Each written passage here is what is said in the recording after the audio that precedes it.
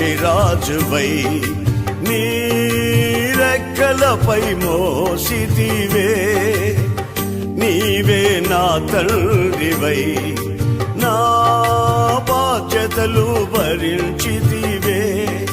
పక్షిరాజువై నీ రెక్కలపై మోసితివే. నీవే నా తండ్రివై నా బాధ్యతలు భరించితివే. యెహోవా నిన్నే మహిమ పరచెద స్తుతి గీతాలతో.